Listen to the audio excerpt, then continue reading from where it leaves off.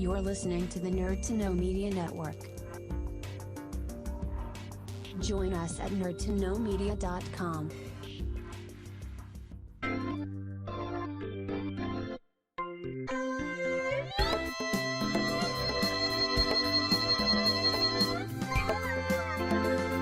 Hello everybody and welcome to this month's episode of Anime Crash Course. Today with a very special guest on us, we have Cian. Introduce yourself. Hi, I'm Cian McAllicone from Nerd to Know Media and the Game Corner, and I'm thrilled to be here. Just TZ's always hanging around, and we are very excited this month. We are talking about the sci-fi saga from 2011. This episode is on Steins Gate. Yes. What on earth is a Steins Gate? It doesn't matter. Okay, so before we kind of get into the series, bit of background on Steins Gate. So Steins Gate is a 2011 anime series developed by Studio White Fox. Studio White Fox, fairly well-known studio, best known for series such as Akame ga Kill, the recent smash hit ReZero, and the slightly tumultuous Goblin Slayer. Maybe another tale for another time, possibly.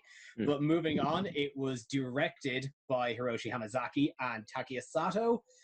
No real major credits as far as Takeya Sato goes, but Hiroshi Hamazaki, and you'll find this funny, Gian, is his most well-known directing credit outside of Steins Gate is for the anime Marvel movie Iron Man Rise of the Technovore.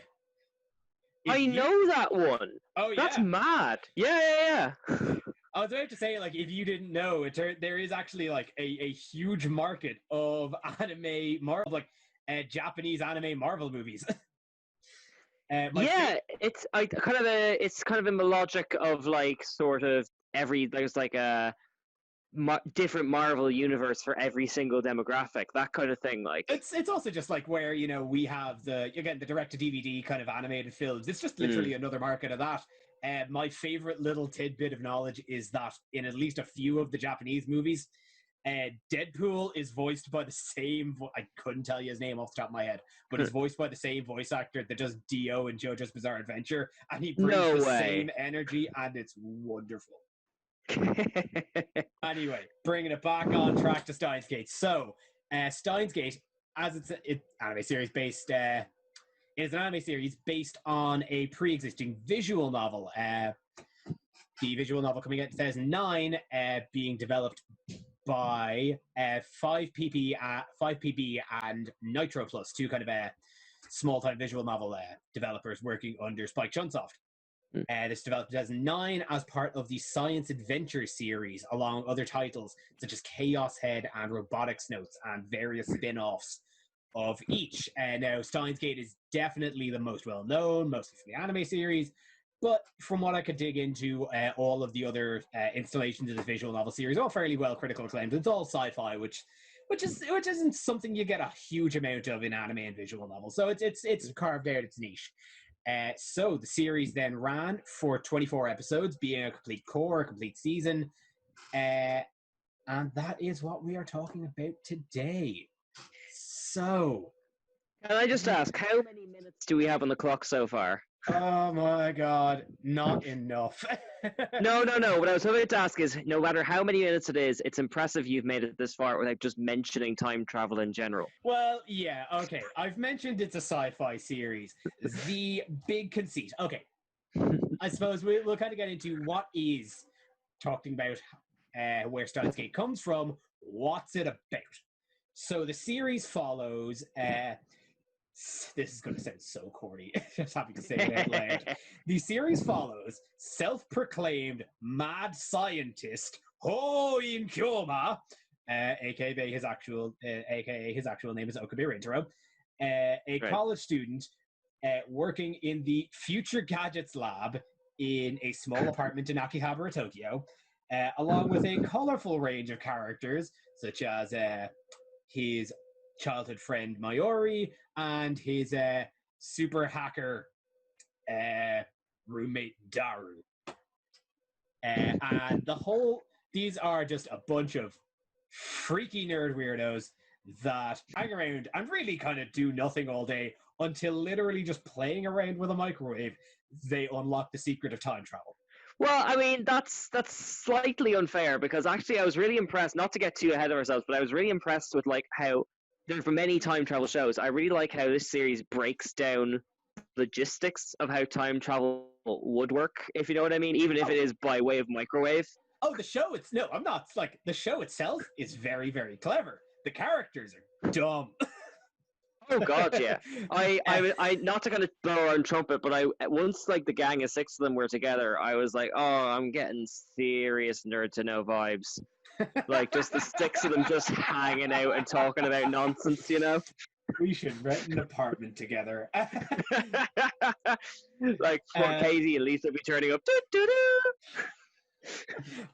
Okay, we are at 5 minutes and we have had our first tutoroo. Good to know. Good to keep that on the clock. See, I think if there was 4 of us, it would have been quicker. It would have been quicker. Now, much like with our Promised Neverland episode, we are going to do a kind of a hard cut, just because of the kind of the time travel nature of the show. There's lots of reveals, there's lots of intrigue, there's lots of that. So we are going to be kind of breaking it down to a mild kind of less spoiler full area. So up till about half the season, we're going to talk just broad themes, broad plot beats, and kind of get into the characters and that. And then maybe halfway through the episode, we're going to cut and then get into big plot reveals that happen later on the series. So just a heads up, we'll give you a fair warning on when. Yeah, just listen for the do. There's going to be a lot of them. Okay, so we've already mentioned. So I suppose we'll first kind of get into the characters. There's a lot of they're very colorful cast of characters. Obviously, we have our protagonist himself, Okabe Rintaro, Kyoma. And I've got a lot of in like my notes on this. I ended up I'd say I've got a whole Google Doc page on just my feelings on Okabe Rintaro as a character as the series progressed. Yeah, because he does go on just a journey. He starts off like, if you remember that show Invader Zim, if you mix that character and the human who's trying to get him into one horrible super being, I think that's kind of the sheer levels of megalomania. Oh my God, and science know-how. Cross that with your edgy cousin and you've got it. Yeah, definitely.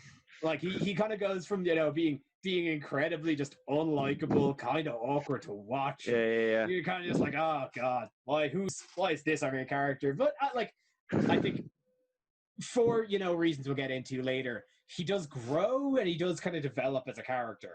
And I think he again, just talking broadly, he's a very, I did by the end of the series find him a very endearing character. God, why did I start with him when I said I wasn't going to do spoilers? We'll come back so maybe we should just do starting places then, considering this is time travel and it's going to get complicated very quickly. So where does Okabe start?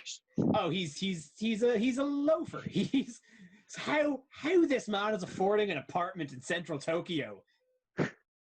He is definitely scamming someone out of money. He's taking a college grant and running with it. But yeah, he is awkward. He is completely just he's completely self-aggrandizing. Yeah, you say awkward, but he has a weird undeserved confidence as well. Do you know what I mean? When the mood hits him. Yeah. Which is really ironic because his friend is big into cosplay and he resists it, but he's cosplaying like Pinky in the Brain from the get-go. Do you know what I mean? He's living a LARP. Yeah. Which, okay. So we'll use this segue then to kind of move into Mayuri, who is the fun, bubbly Genki,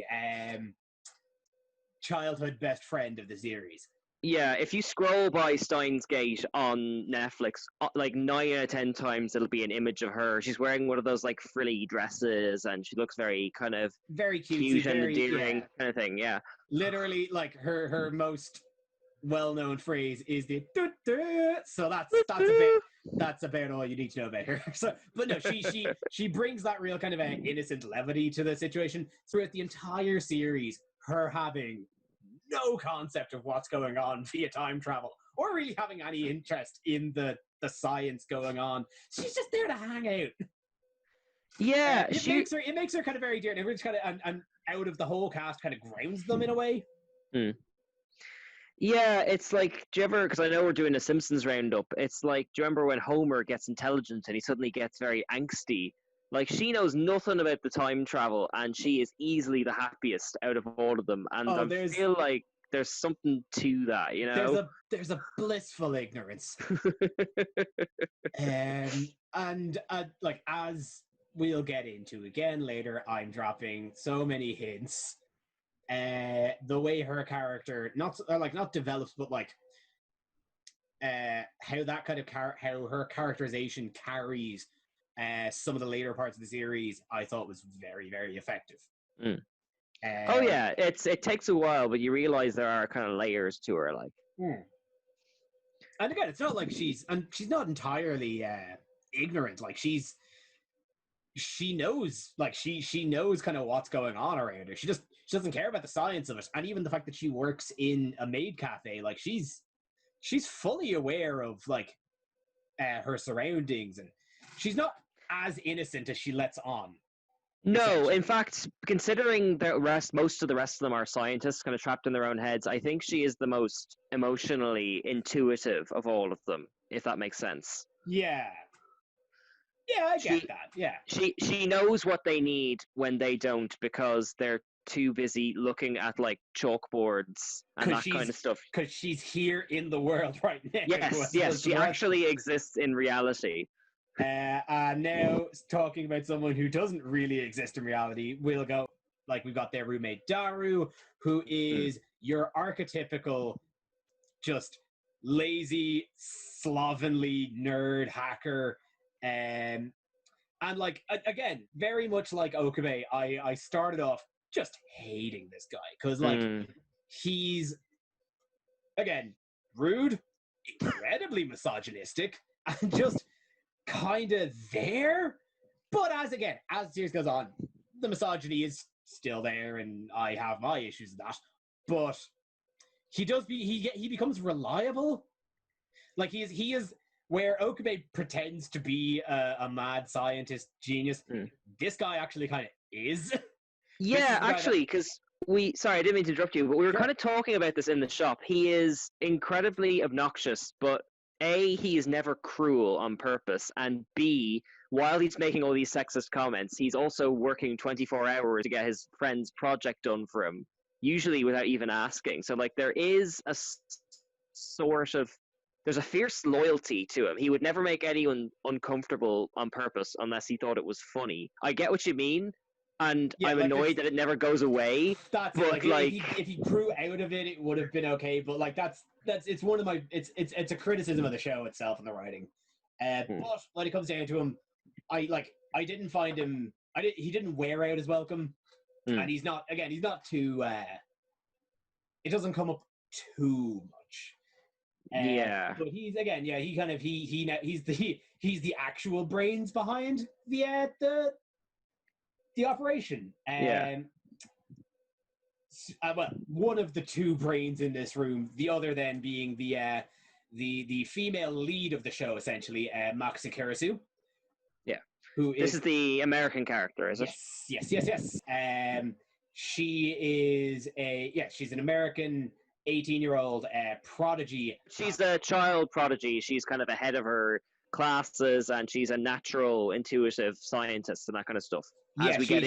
She's famous in the scientific fields for being featured in various research journals. Yes, and she has a slight ancestry with her dad also being a scientist. We won't get too into that now, but there's a sort of inheritance there. Yeah, so she's the other big brain in the room, and kind of it helps, and like it's when she kind of enters the ring do they actually truly unlock time travel accidentally again. Yeah. Briefly touching then, so there's also kind of a cast of minor characters. There's Ferris, who is the the Catgirl cosplayer who both owns and works in the Cat Cafe, which Yeah, I'm Teru, looking at the cast list. I did not know her second name was Nyan Nyan. I don't think that's her actual surname. I think they mention it because her family does come up in the show. I think that's self-imposed. There is Rukako, who is the son of a shrine priest in Akihabara, who I suppose, for lack of a better way of wording, just worships the ground that Okube stands on, and kind of sees him as a pseudo mentor. And then there's Moeka, who is the incredibly socially anxious. Honestly, she doesn't really have much of a character because it's worth saying the conceit of her character early on, which is that she will only communicate through text message, even if she's standing within social distance of you. Do you know what I mean? Yeah, that's about it for her for at least 20 episodes. So she's just kind of there.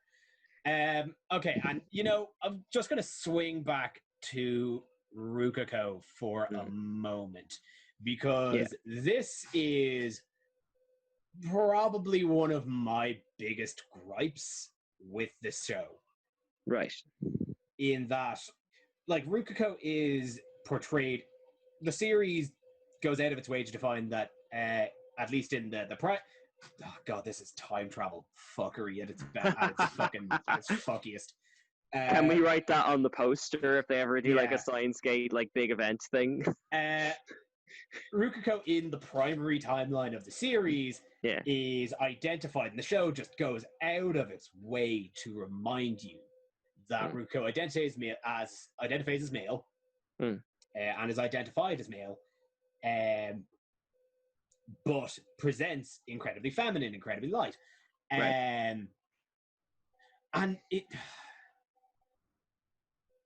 it's how the show presents it. And I'll say this kind of off the bat, is that their reason for wanting to change the past, because that's a part of the series, is various characters kind of want to change what happens in the past when they find out they get time travel, is that they want to become a woman. In the dumbest reasoning, with the dumbest solution I've ever heard, to send a message to their parents before they were born to eat more vegetables, because apparently that's how girls happen. Yeah, Stevie I told her about this, and her eyebrow went like 5 miles above her head. Yeah, eyebrows through the roof.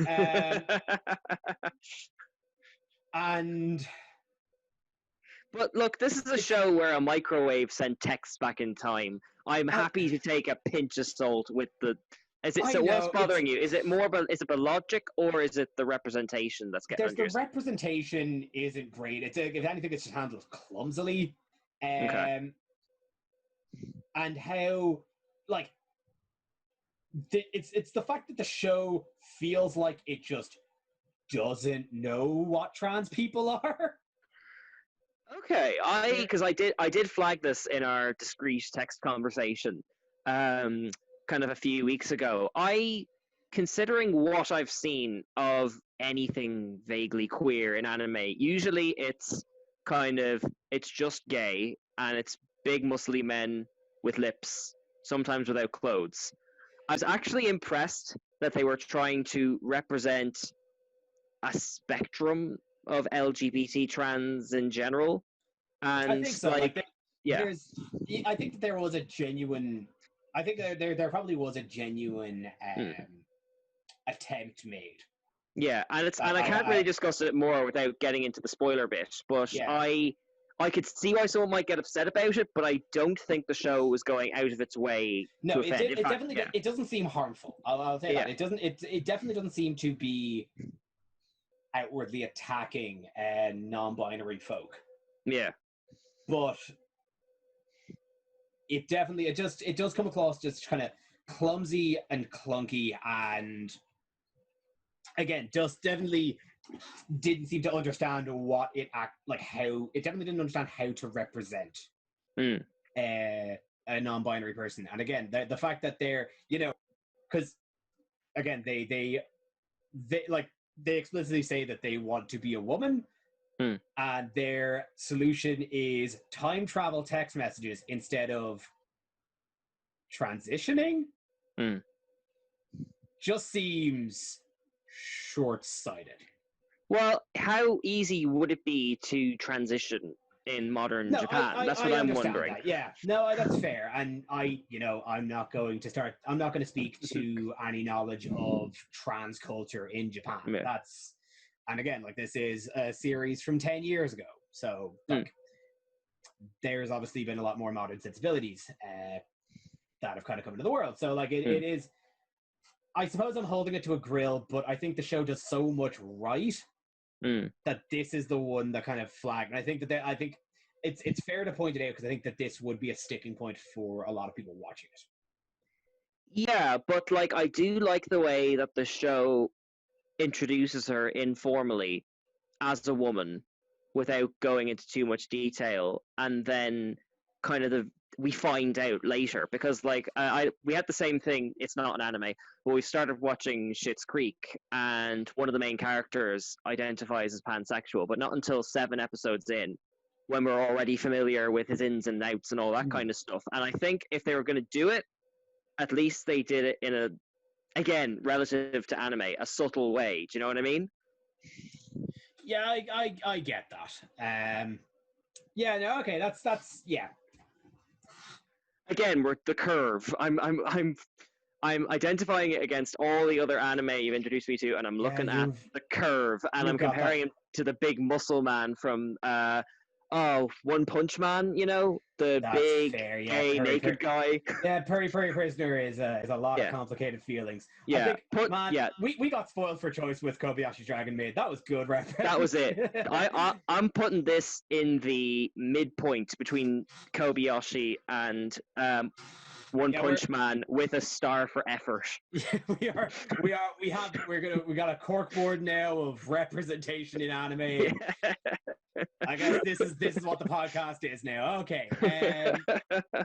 There is also Suzuha, who mysteriously shows up at the Future Gadgets Lab, or should actually know, the CRT TV shop underneath the Gadgets Lab, who is their landlord, who is also a character, actually, is the owner of the CRT TV shop, who's Mr. Brown was his name.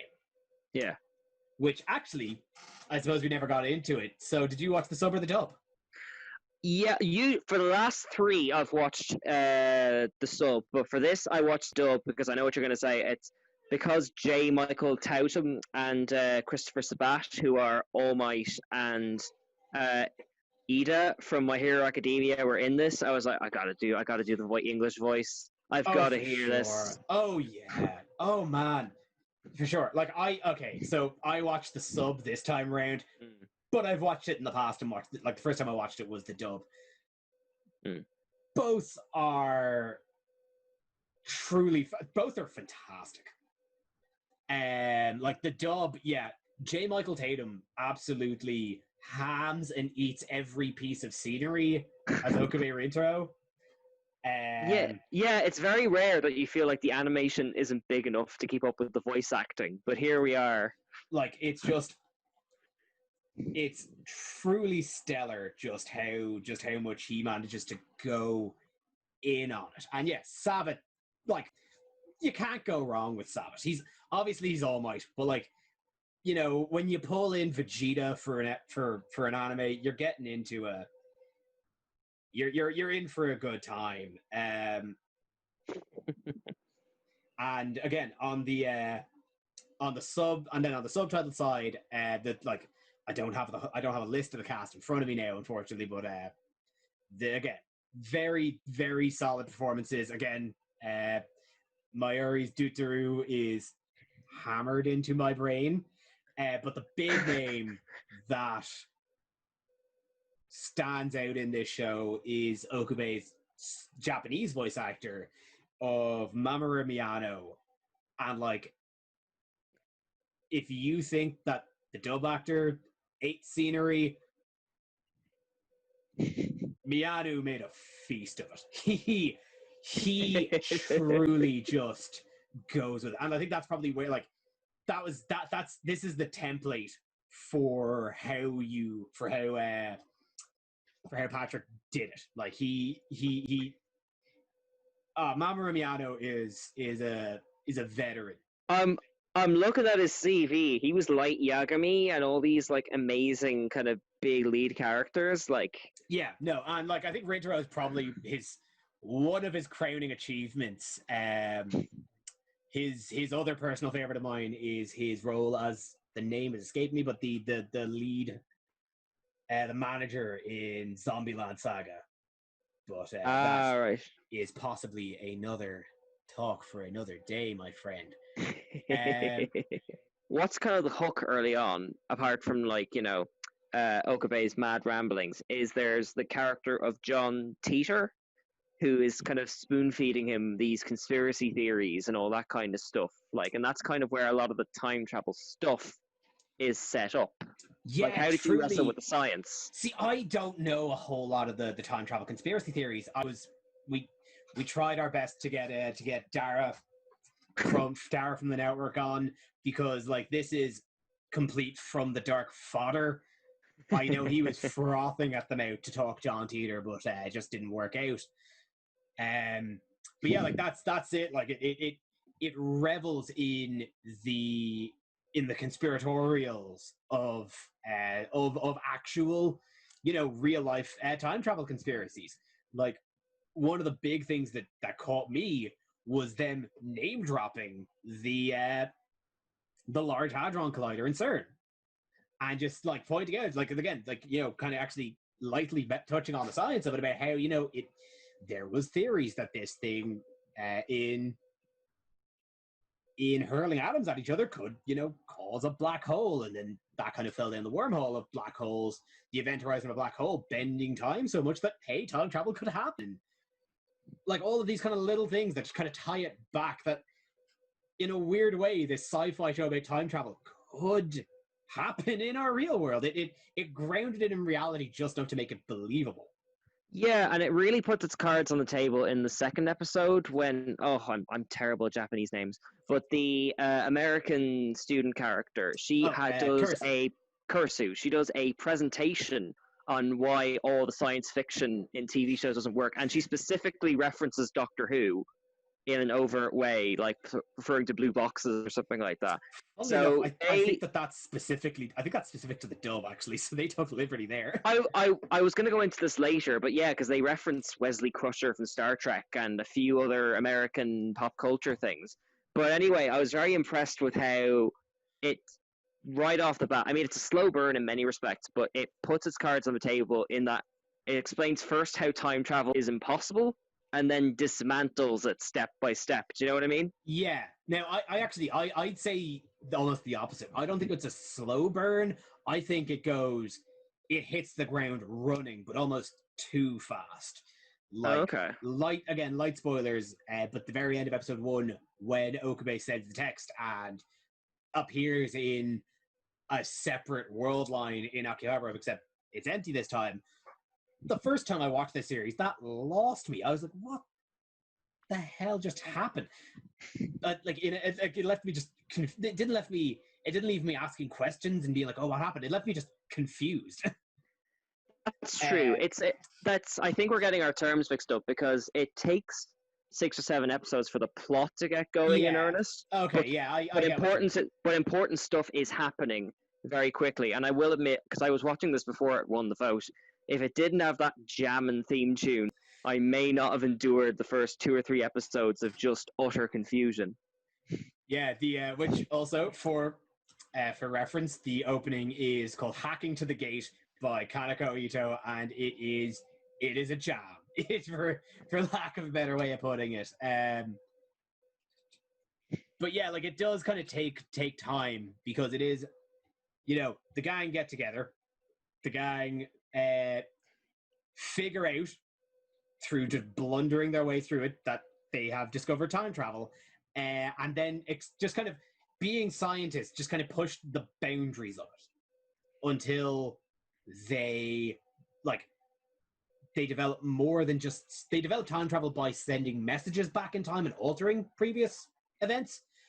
And also by teleporting bananas across the room and kind of impressive things, but still relatively small scale for what it is. Small scale. So they keep trying to up the ante, and then eventually do discover a way to transport the mind and the self back in time.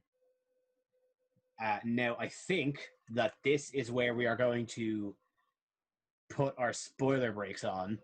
Well, maybe before we go into the spoiler breaks, just in case this is where people hop off, like, why should people check out the show in general? I think it is simply because it's the best show I've seen that is about time travel. Like a lot of shows that have time travel involved simply use it as a plot device or a MacGuffin. Yes. It's used in a plot to get to a point, whereas very few shows are actually about the act of traveling through time. Like the only other example I can think of off the top of my head is Back to the Future. But even this kind of gets into a lot more of the science.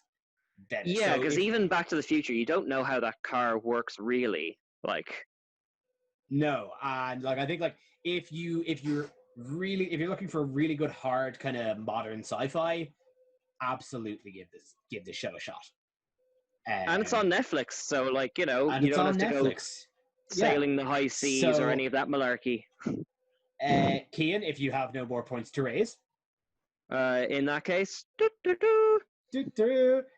please do check it out on Netflix if you liked what we were saying about it. Check it out on Netflix, come back, and then you can listen to the rest of this episode completely spoiler free.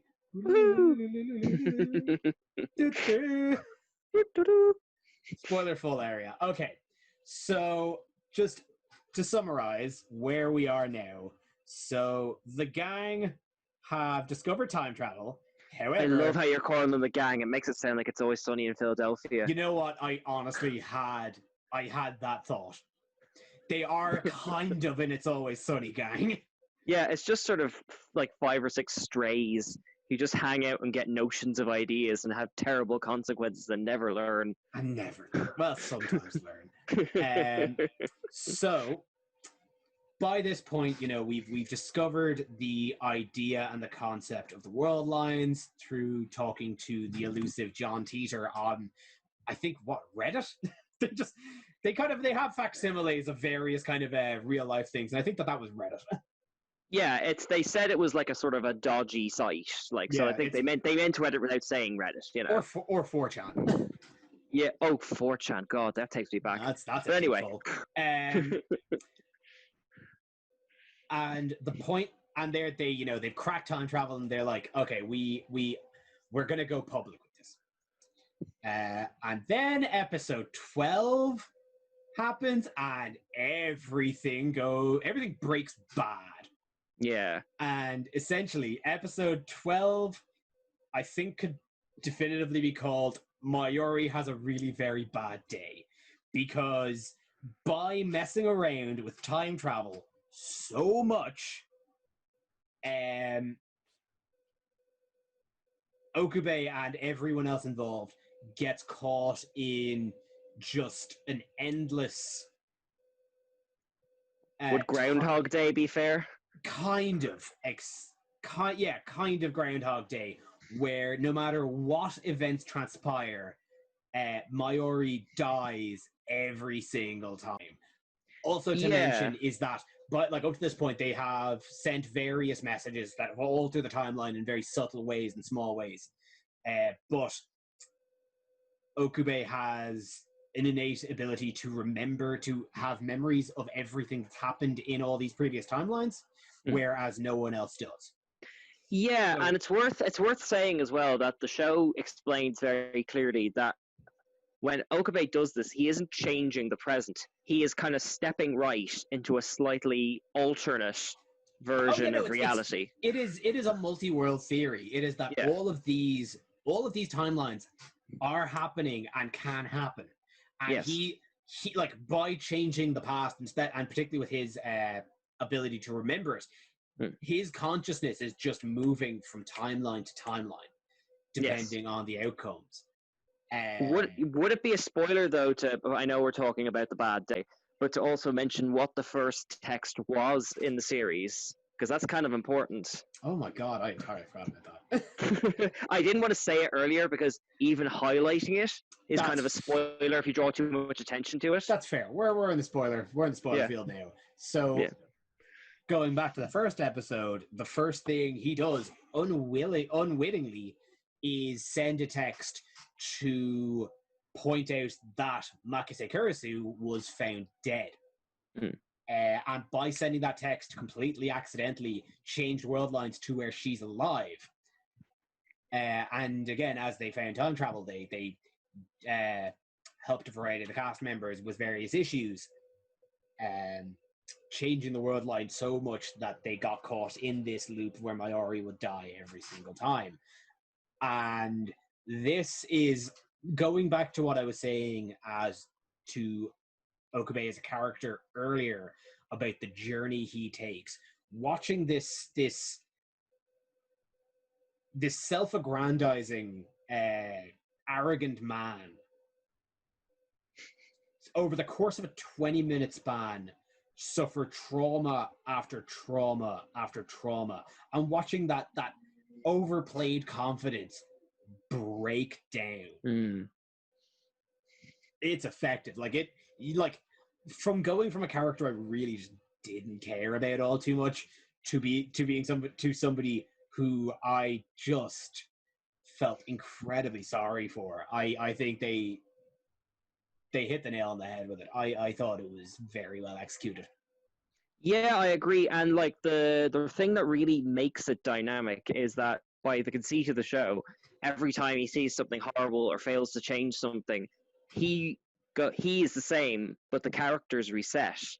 So nobody else remembers. So yeah. You see it, and very quickly he adapts to this in that he has suffered trauma. He has seen his best friend die, but when he resets, he can't tell anyone.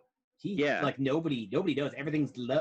Everyone's living life as it was, and it's also, and it's great. It's how the show deals with time travel. This is one of my favorite parts of it. Is how it uses it as like a puzzle mechanic, and I think this definitely harkens back to the visual novel, or it's pulled very closely from the visual novel. Is how each time loop he picks up just one new piece of information, just learns one little extra thing to lengthen the next time loop, or to help him figure out how to prevent the next thing. Yeah, because I mean, it's worth saying by episode 12, like, reality for him, even before things go wrong, is kind of a mess on the floor. He needs a computer that he's lost. He can't trust anyone. He thinks there are agents all around him and all that kind of stuff. Like from what they thought was a very kind of simple, minor changes. One of these minor changes that they enacted earlier on the season completely changed the landscape and the economics of a subsect of Tokyo. Ferris's text earlier that at this point in the series we didn't know the content of, just stripped Akihabara, a very well-known otaku hub, of its fandom, and turned it back to just an electric town. So like it's the butterfly effect. Like, what could be seen as a minor change in the past has drastic consequences that changes the very foundation of the world in which we live. Exactly. And like, I was saying this to you in the shop the other day, actually. It kind of reminds me of being stuck on a level in a video game where it's like, or even doing a Rubik's Cube or something, where every time you try a new avenue or explore a new possibility, you just get further and further stuck. And it's that frustration of not knowing kind of which angle to take, Yeah, and eventually he does realize that the only way out is to just try and untangle the Gordian knot of various time travel shenanigans that he's done to undo what he did. And I think this is where I love the pacing. Like, I loved the pacing of the show up until this point, but I think this is where I could only think, like, when he starts undoing the text messages, it only seemed clear to me that this was ripped straight from a visual novel, because the next 3 or 4 episodes are very much small, self-contained stories that are Okube spending time with ex-female member of the cast. Yeah, but I quite liked about that, because the earlier episodes did so much setup. And, like, again, that dynamic thing of he's been traveling, they haven't.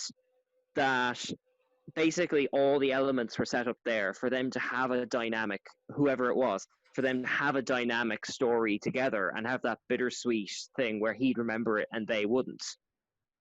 Yeah, I get that. I don't know. So it just seemed very... I don't know. I had it in my head that, like, this just feels like I could be playing the visual novel as opposed to watching an anime and watching various kind of directorial styles, which up until this point I thought it was doing very well, that kind of interplaying between various, like, the variety of the cast members. But this one just felt very systematically just Okube goes here, spends time with him, spends time with X. Okube goes here, spends time with Y.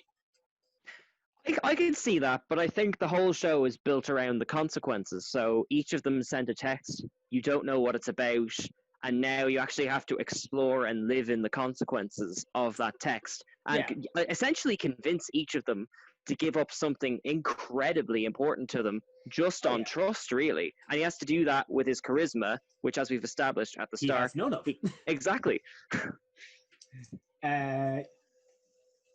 Yeah, no, I get that. I think I'm just pulling hairs at this point, honestly. No, I think maybe we're looking for different things from it. I thought it hit its stride at this point, but obviously this kind of wasn't sort of nourishing you in the same way. Not really. I think I still thrive in the drama.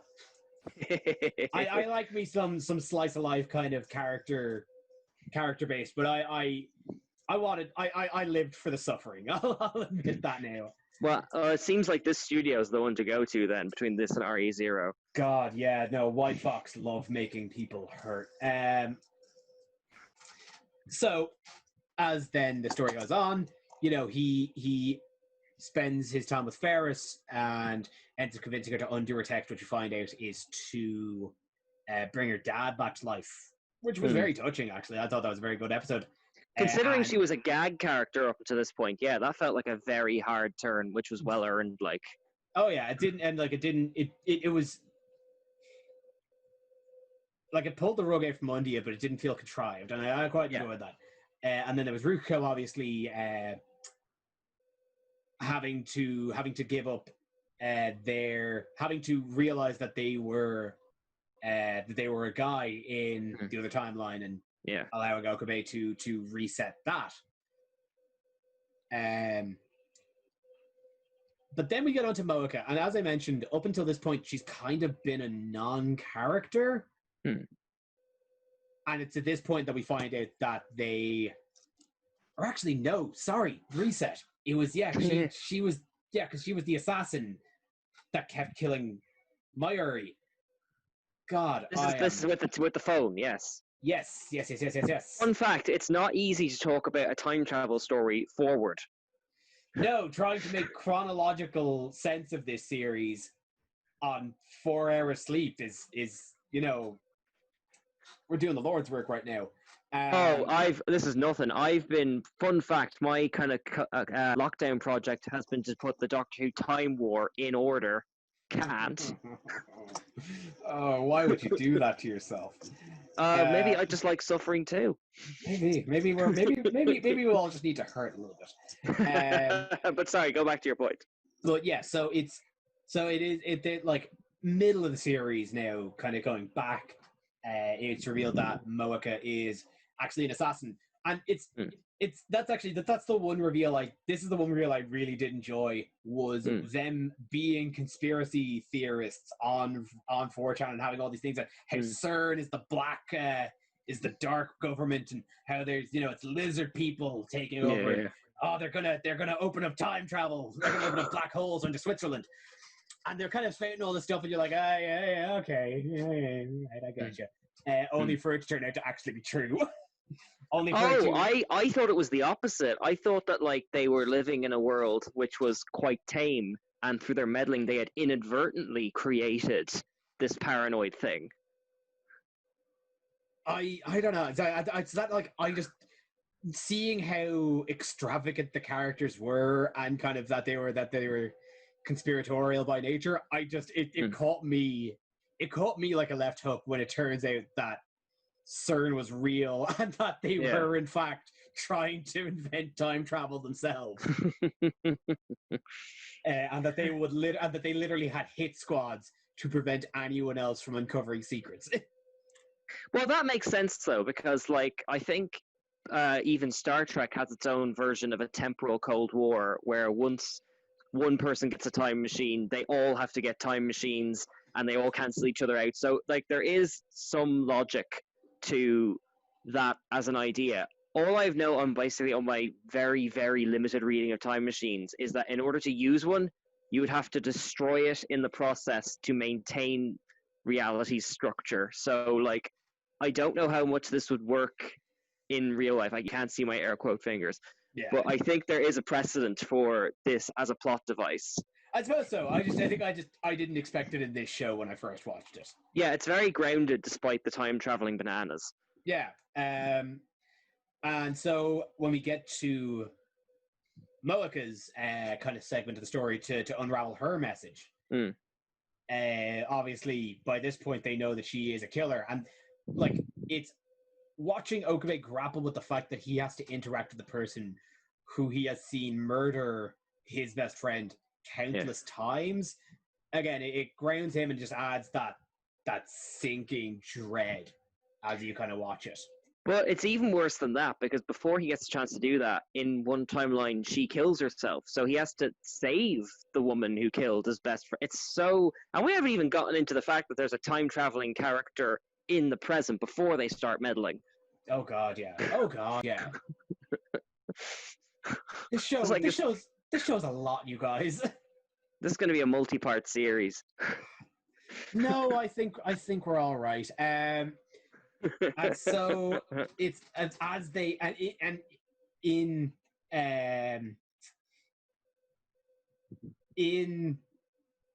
so Suzuha Amane is yes, the time traveling one. It's time traveling, who we find out has been the John Teeter all along as well. Yeah. It was revealed that she was the one claiming to be John Teeter on Reddit and helping Okabe understand the concepts of time travel. But going back to Moeka, so it's as we are going through and unraveling her messages, do we find out that the CRT salesman underneath their apartment, who is just their landlord all this time, is also an agent of CERN, has been the one coordinating Moeka into founding the hit squad, and has been like a mastermind behind this whole conspiratorial darknet. But that's even more confusing because, oh my god, I can't keep track of all these names. Amane traveled back in time and lived and died as an old woman living with him. There's just so many. I'm going to need like a 5D graph. Pieces, like, yeah. It's like describing a murder mystery backwards, trying to talk about this. It makes sense when you're watching it, but then when you try and talk about it, you're oh wait, back up. And it's through all of this. Also to mention the fact that obviously Okabe is trying to do this to mostly save Mayuri, but Suzuha, who is, as you mentioned, a time traveler, she's also pressuring him to undo all of this to get back to cross the world line, to prevent as you said it earlier, a time machine Cold War. because by Yeah. making time travel, you have by creating time travel and putting it in the open, you have laid all bets off and have started World War III essentially. And it's worth mentioning that she has a really good analogy about time traveling from one set of like timelines to another set of timelines with, I think, strands of rope, and it's about jumping from one major strand to another and all that kind of stuff. So it's very good at communicating its own logic, which when we describe it without the benefit of like 26 episodes of planning sounds nonsensy, but it's very grounded when you watch it. Yes, trying to condense a 24 episode time travel series into an hour of pure audio with no visual aids. It ain't easy, guys. And back on kind of Okabe's journey and his character development, it's as he gets Moeka's message back and still hasn't quite crossed into the alpha timeline, but is kind of getting closer and closer. He it starts to sink into him. It's like, I might be fixing this and Mayuri might survive, but 20 odd episodes earlier, he remembers that to go back to the alpha timeline means Kurisu has to die. And it's, again, for a man that's already gone through so much, to have to just decide the fate of two of the most precious people to him, that's engaging drama. And this is after he's already kind of seen, I don't know why he Suzuha, not seen exactly, but he's heard her commit suicide through despair. And like, there is, in fact, 2 or 3 characters have committed suicide in different timelines and come back. So like, he is in loss of people who haven't died yet. It's a very unique form of drama. Like, he is inundated. He is surrounded, like, by this point he is a man surrounded by the shadow of death. And eventually he's finally pushed into accepting the world as the greater good and going back in time, but still holding out the hope to try and save Kurisu, with the help of Suzuha, and eventually does get back to the primary timeline. But in one more, excuse the pun, twist of the knife, of course, it turns out that in just a shadow of fate, he murders Makase Kurisu. And it breaks him. He's done. Nobody could act, like, by this point he doesn't care anymore. Like, to him there's no point in living. But the only person that can actually shake him out of this turns out to be himself from 15 years later, because this show isn't done with time travel yet. Of course not, because, like, they've 25 episodes in, they've earned their Doctor Who Deus Ex Machina at this point. It kind of is. By this point, I'm not going to put it against the show, but it totally is a Deus Ex Machina. Just to be like, okay, we got one piece of the puzzle left. We're finally going to do it. Oops, you killed her, but you're going to fix it anyway. Yeah, it's really, because it feels like we've reached a bittersweet ending when he lets her die effectively to reset the timeline. It's an earned victory lap, but it feels like kind of they've jumped into the happy ending. Do you know what I mean? Yeah. Now, in fairness, there is still an element of bittersweetness, because by going back, he has still gone back to a point where he had to go back to a point before he ever met Makase Kurisu. And as he says it, you've given me the greatest 3 weeks of my life, but you'll never know about them. Yeah. And then the show wraps up with him meeting her, and then it's just kind of left on an ambiguous note.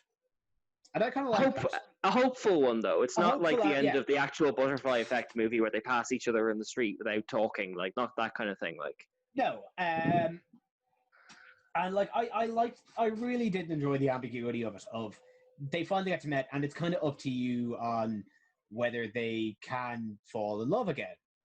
Which, by the way, if you're still listening, and didn't know that, that's what happens. yes, of course. And yeah, I really liked it. I thought it was very I thought it was profound and beautiful.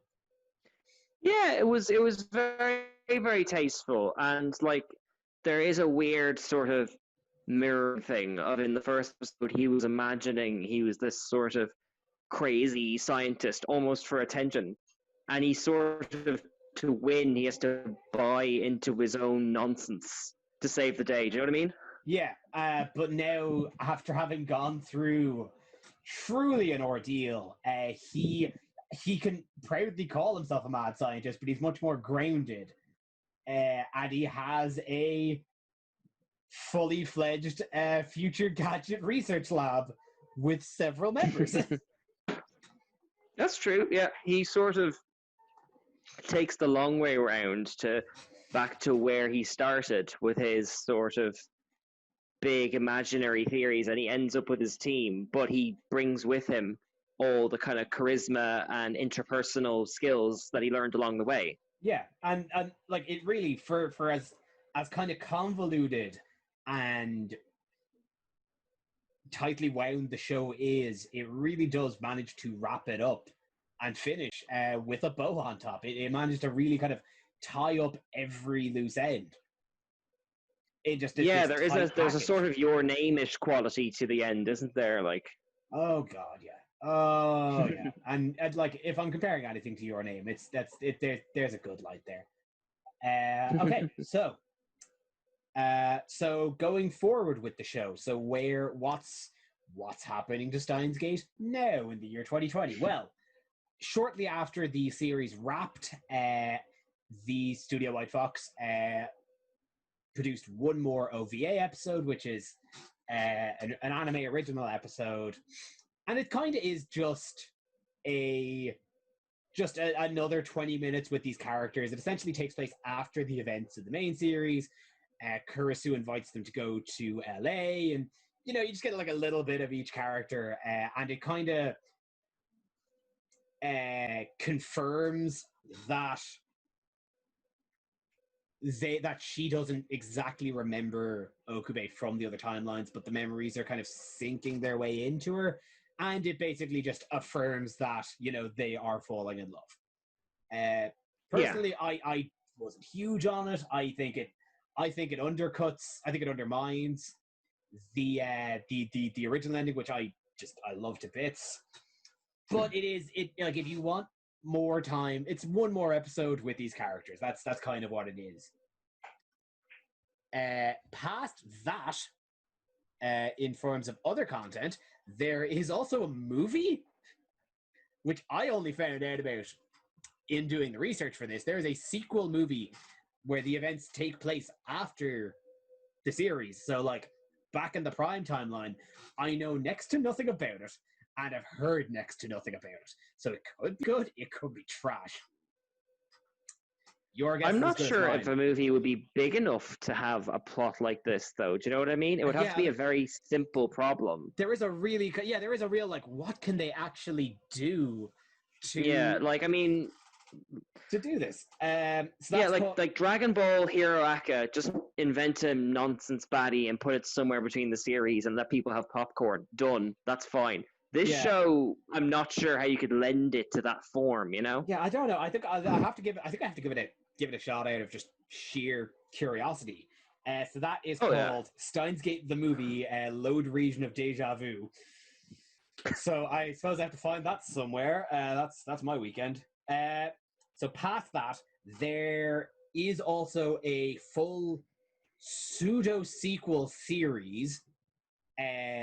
As I mentioned earlier when I brought up the science fiction adventure series of visual novels, each of them had their own kind of spin-off visual novels, and Steins Gate is no different. So the Steins Gate visual novel had a spin-off called Steins Gate Zero, which itself then got an anime adaptation. And Steins Gate Zero is a funny one because it takes place in the middle of, it takes place canonically in around the penultimate episode when Okube goes back in time, kills Makase Kurisu to get back to the Prime timeline, but before he gets the video from himself 15 years later. And the series then explores an Okube Rintaro who went through everything and didn't get the happy ending. Right. Yeah. Well, I suppose in a show where parallel universes are a thing, really, when you have the license to kind of do any story concept you want, as long as you do the work, right? As you mentioned earlier, like the video from the future was a Deus Ex Machina. This is a 24 episode series to almost go about justifying that. Okay. I mean, I'm not one to talk. I'm listening to a Doctor Who series, which is specifically about Rose trying to reach the Doctor in between the series. So I'm all in for that fill in the gaps content. No, it's definitely it's a very it's a good series. I watched it myself as it came out. It's a good series. It's not as tightly scripted and as solid as the Prime series, but it's a fascinating deconstruction of the characters we got to know past everything that happened in the main series. And it brings up just some kind of interesting concepts. And again, knowing everything that he went through in this series and everything he's going to go through in Zero, when he finally gets to that end point in Zero, knowing he gets the ending of the Prime series, there is catharsis in that. But right. Okay. So it's worth your time if you like it. If you really did enjoy Steins Gate, I would give Zero a shot. It's don't expect the same amount of quality, but it's more of this. So past that, I think you'd get a kick out of this, Cian. Steins Gate has radio plays, so it's really pulling on its Doctor Who influence. So it's got a bunch of internet radio plays and drama CDs. They are all in Japanese, so I guess you're learning Japanese now, Cian. Yeah, I guess that's my new lockdown project. That's your life now. And past that, there is also it was announced in January of 2020 that Skydance Pictures are producing a Western live action series. Oh, my heart just went up and down there. So, we're getting live actions because it seems like every goddamn anime under the sun's getting a live action series nowadays. So I guess that's another one.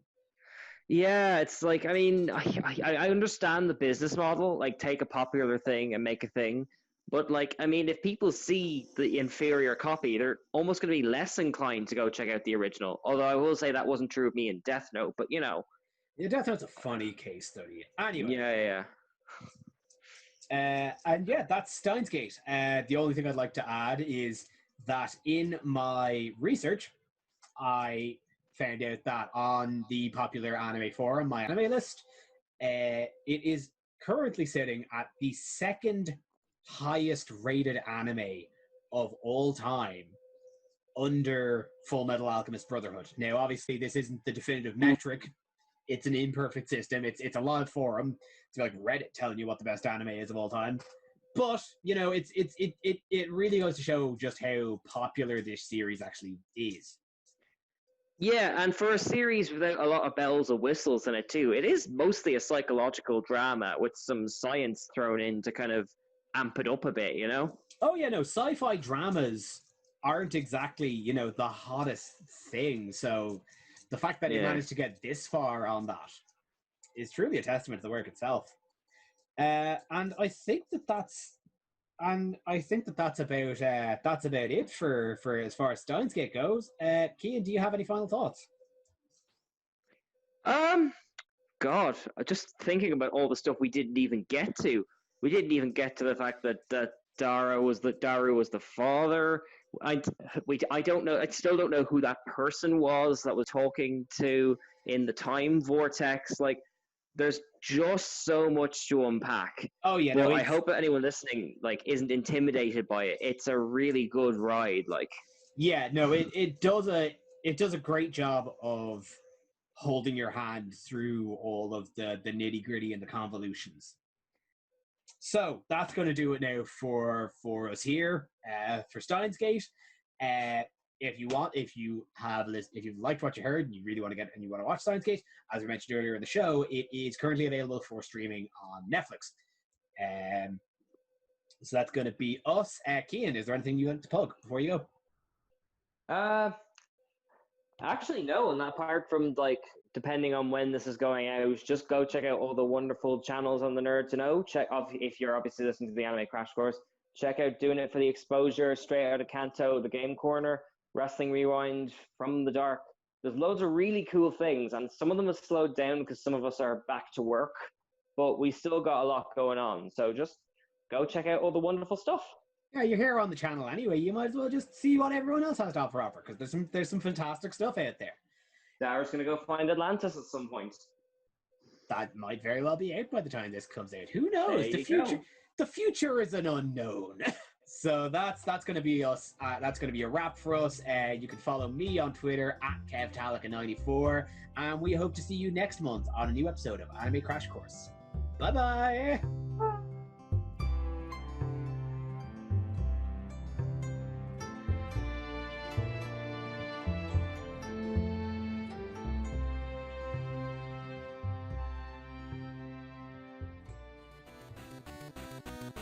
Thank you for listening to a Nerd to Know Media production.